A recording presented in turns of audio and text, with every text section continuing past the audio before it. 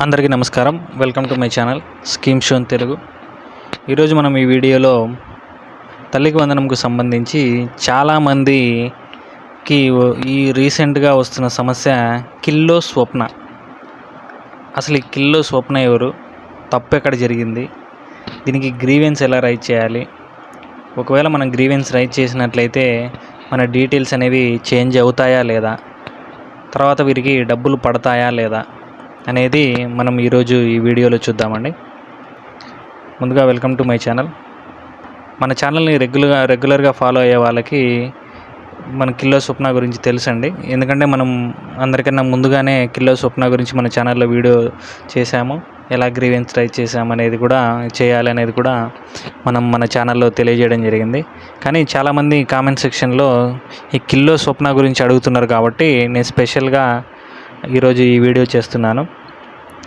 అసలు మనం ముందుగా ఈ కిల్లో స్వప్న ఎవరు అంటే అది ఎవరికీ తెలియదండి.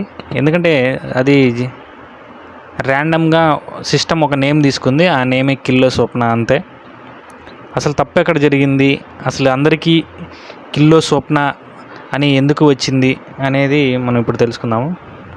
యాక్చువల్గా ఈ మిస్టేక్ అనేది మనకు స్కూల్లో జరిగింది.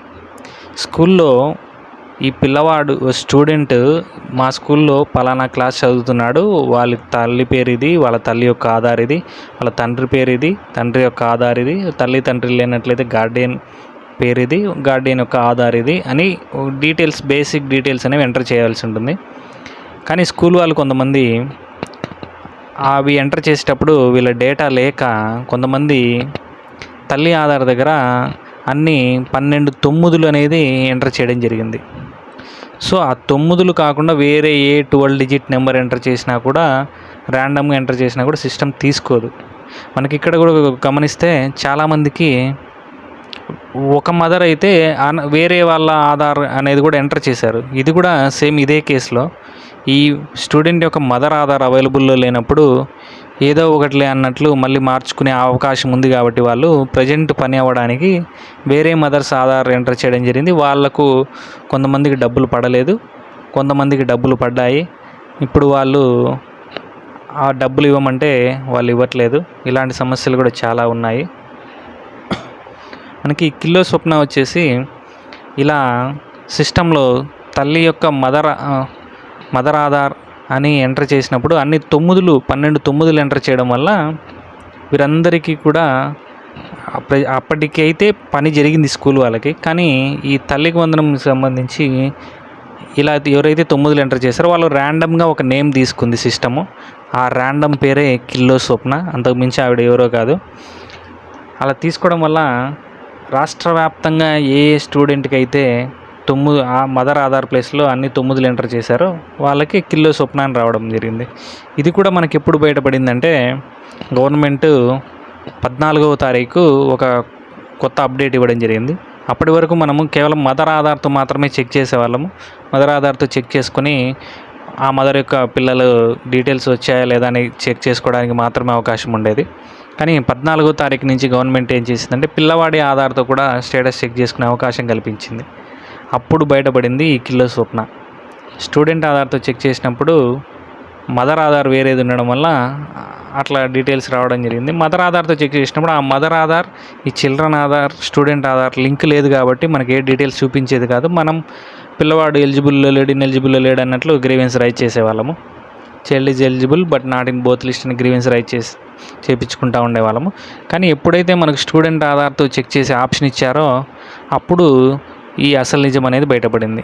ఇది కంప్లీట్గా స్కూల్ వాళ్ళ యొక్క నిర్లక్ష్యం, అంతకుమించి ఏమీ లేదు. వాళ్ళకున్న ప్రెజరు దాన్ని బట్టి వాళ్ళు అప్పటికి ప్రస్తుతానికి పని అవ్వాలి అని వాళ్ళు ఇలా 9 ఎంటర్ చేయడం జరిగింది. కానీ ఇది రాష్ట్ర వ్యాప్తంగా ఇప్పుడు పెద్ద సమస్య అయితే అయింది. మరి ఇలా వచ్చిన వాళ్ళకి గ్రీవెన్స్ ఎలా రైజ్ చేసుకోవాలి? ఇప్పుడు గ్రీవెన్స్ రైజ్ చేసుకోవాలంటే మనము డిజిటల్ అసిస్టెంట్ లాగిన్లో ఇక్కడ క్రియేట్ గ్రీవెన్స్ అనే ఆప్షన్ మీద క్లిక్ చేయాలి. క్రియేట్ గ్రీవెన్స్ మీద క్లిక్ చేసినట్లయితే వాళ్ళకు నెక్స్ట్ ట్యాబ్ అనేది ఓపెన్ అవుతుంది. ఇలా ఇంకో ట్యాబ్ అయితే ఓపెన్ అవుతుందండి. ఇక్కడ మనం చేయాల్సింది ఆధార్ నెంబరు, అలాగే స్కీమ్ టైపు, సెలెక్ట్ ఇయర్. ఇక్కడ ఆధార్ నెంబర్ అన్న దగ్గర మనకి ఇక్కడ సమస్య ఎలా ఐడెంటిఫై అయింది, స్టూడెంట్ ఆధార్తో చెక్ చేసినప్పుడు మనకు సమస్య ఐడెంటిఫై అయింది కాబట్టి స్టూడెంట్ ఆధార్తో మనం గ్రీవెన్స్ రైజ్ చేయాలి. ఎందుకంటే మనం మదర్ ఆధార్తో గ్రీవెన్స్ రైజ్ చేసినట్లయితే మదర్ ఆధార్కి స్టూడెంట్ ఆధార్కి లింక్ లేదు కాబట్టి గ్రీవెన్స్ మనం చేసినా అది వృధా అవుతుంది. కాబట్టి మనం స్టూడెంట్ ఆధార్తో గ్రీవెన్స్ రైజ్ చేసినట్లయితే స్టూడెంట్ యొక్క తల్లి ఆధార్ నెంబర్ తప్పు ఉంది, మార్చండి అని మనం గ్రీవెన్స్ రైజ్ చేయొచ్చు. అలాగే స్కీమ్ టైప్ అన్నప్పుడు మనం ఆటోమేటిక్గా తల్లికి వందనం అని సెలెక్ట్ చేసుకోవాలి. అలాగే ఇక్కడ సెలెక్ట్ ఇయర్ అనే దగ్గర 2025-26. ఇక్కడ మీకు అందరికీ ఒక డౌట్ వచ్చి ఉండొచ్చండి, ఇది తల్లికి వందనం చేస్తున్నాం కానీ మళ్ళీ మిగిలిన స్కీమ్స్ ఎందుకు ఉన్నాయి అంటే మనకు సిక్స్ స్టెప్ వెరిఫికేషన్లో మనకు కరెంట్ మీటర్ లేనప్పటికీ ఉన్నట్టు, ఇన్కమ్ ట్యాక్స్ కట్టకుండా కట్టినట్లు ఉంటే దానికి 6 స్టెప్ గ్రీవెన్స్ అనేది పెట్టుకోవచ్చు. దానికోసం ఇది మనం రైస్ కార్డుకు సంబంధించిన గ్రీవెన్స్ పెట్టుకోవచ్చు, తల్లికి వందనంకి సంబంధించిన గ్రీవెన్స్ పెట్టుకోవచ్చు, అలాగే ఎన్టీఆర్ భరోసా పెన్షన్కి సంబంధించిన పెట్టుకోవచ్చు, మెరైన్ ఫిష్ బ్యాన్ రిలీఫ్కి సంబంధించిన మన గ్రీవెన్సెస్ అనేవి రైజ్ చేసుకోవచ్చు. మనం కేవలం అందరికీ తల్లికి వందనం రాదు కదండి, కాబట్టి కొంతమందికి రైస్ కార్డు రాకపోవచ్చు, ఏదైనా ప్రాబ్లం ఉంటే సో వాళ్ళు రైస్ కార్డుని సెలెక్ట్ చేసుకుని గ్రీవెన్స్ రైజ్ చేస్తే ఆ కన్సర్న్ డిపార్ట్మెంట్కి వెళ్తుంది. సో ఇప్పుడు నేను ఇక్కడ ఆధార్ నెంబర్ ఎంటర్ చేసి గ్రీవెన్స్ ఎలా టైప్ చేయాలో చూపిస్తాను. సో ఇప్పుడు మనము చైల్డ్ ఆధార్ ఎంటర్ చేసి సబ్మిట్ చేసినట్లయితే మనకి కింద ఇట్లా గ్రీవెన్స్ ఫామ్ అనేది ఒకటి వస్తుంది. సో ఇక్కడ మనం గ్రీవెన్స్ టైప్ అనేది సెలెక్ట్ చేసుకోవాలి. ఇక్కడ మనం గ్రీవెన్స్ టైప్ ఏం సెలెక్ట్ చేసుకోవాలంటే మనకు ఇప్పుడు అక్కడ రాంగ్ వచ్చింది ఏంటంటే mother or father Aadhaar wrong, invalid Aadhaar అనేది వచ్చింది మనకు అక్కడ సమస్య. సో మనం ఇక్కడ కూడా అదే సెలెక్ట్ చేసుకోవాలి. ఇక్కడ ఉందండి invalid child mother are Guardian Aadhaar. ఈ ఆప్షన్ సెలెక్ట్ చేసుకున్నట్లయితే మనకు చూడండి డీటెయిల్స్ ఏం అడుగుతున్నాయి. మనం ఇక్కడ బెనిఫిషియరీ సాటిస్ఫైడ్ అంటే నో పెట్టాలి. ఇప్పుడు మనకి ఏమేమి డీటెయిల్స్ అడుగుతున్నాయి చూడండి. బెనిఫిషియరీ ఫోన్ నెంబర్ అడుగుతుంది, మదర్ ఆధార్ అన్న దగ్గర కరెక్ట్ మదర్ ఆధార్ అనేది ఎంటర్ చేయాలి. అలాగే స్టూడెంట్ యొక్క ఆధార్, చైల్డ్ ఐడి అంటే మనకి స్కూల్లో అడిగినట్లయితే చైల్డ్ ఐడి ఇస్తారు. ఇక్కడ స్కూల్లో అడిగినప్పుడు 2 రకాల ఐడీలు అనేది ఇవ్వడం జరుగుతుంది. ఒకటి పెన్ ఐడి, ఒకటి చైల్డ్ ఐడి. మనం ఇక్కడ 2 ఎంటర్ చేసినా ఏది ఎంటర్ చేసినా తీసుకుంటుంది. కాకపోతే మనకు చైల్డ్ ఐడి అవైలబుల్లో ఉంటే చైల్డ్ ఐడియే ఎంటర్ చేద్దాం, ఎందుకంటే గవర్నమెంట్ అదే అడిగింది కాబట్టి. అలాగే స్కూల్ ఏ డిస్టిక్లో ఉంది, ఈ మండలము, స్కూల్ నేమ్ సెలెక్ట్ చేసుకోవాలి. అలాగే ఆ స్టూడెంట్ ఏ క్లాస్ చదువుతున్నాడు అనేది సెలెక్ట్ చేసుకోవాలి. అలాగే ఇక్కడ బెనిఫిషియరీ ఆధార్ నెంబర్ అన్నప్పుడు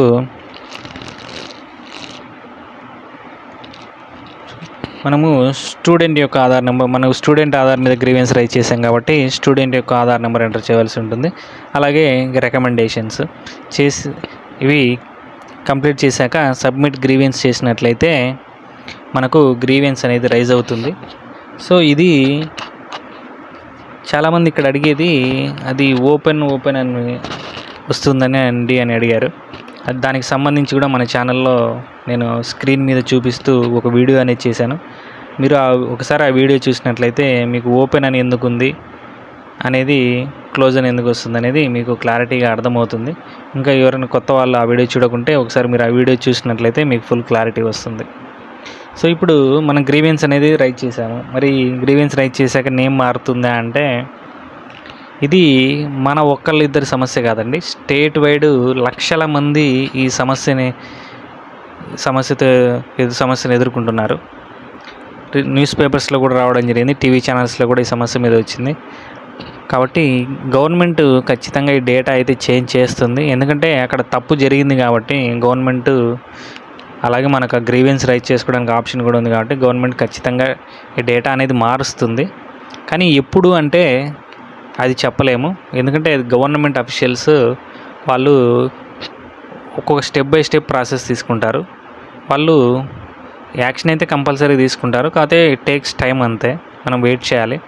గవర్నమెంట్ అయితే ఖచ్చితంగా యాక్షన్ తీసుకుంటుంది.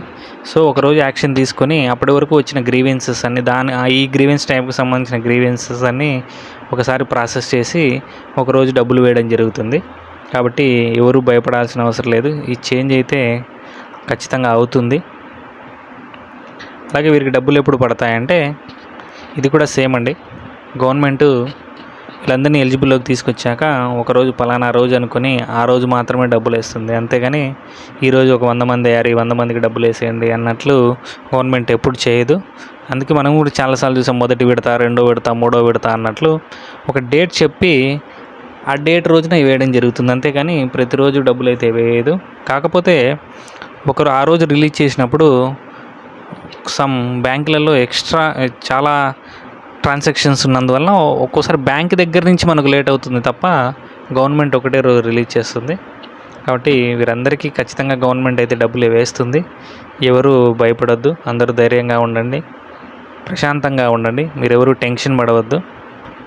గవర్నమెంట్ ఖచ్చితంగా అందరికీ వేస్తుంది, అందరికీ న్యాయం చేస్తుంది. మీకు ఇంకా తల్లికి వందనంకు సంబంధించి, ఆ రైస్ కార్డుకు సంబంధించి, ఆ హౌస్ హోల్డ్ మ్యాపింగ్కి సంబంధించి, ఇతర ఏదైనా స్కీములకు సంబంధించి ఏమైనా డౌట్లు ఉన్నట్లయితే కామెంట్ సెక్షన్లో తెలియజేసినట్లయితే నేను 99% రెస్పాండ్ అవ్వడానికి ట్రై చేస్తానండి. కుదరని పక్షంలో కామన్ డౌట్స్ ఉన్నప్పుడు అందరికీ నేను ఇలా ఒక వీడియో చేసి అయితే ఫుల్ క్లారిటీ అనేది ఇస్తాను. కాబట్టి ఇంకా మన ఛానల్ ఎవరినైనా సబ్స్క్రైబ్ చేసుకున్నట్లయితే దయచేసి సబ్స్క్రైబ్ చేసుకోండి. అలాగే మన కంటెంట్ నచ్చినట్లయితే మీ ఫ్రెండ్స్ వాళ్ళందరికీ ఒకసారి షేర్ చేసి మన ఛానల్ని రిఫర్ చేయండి. Thank you for watching. జై హింద్.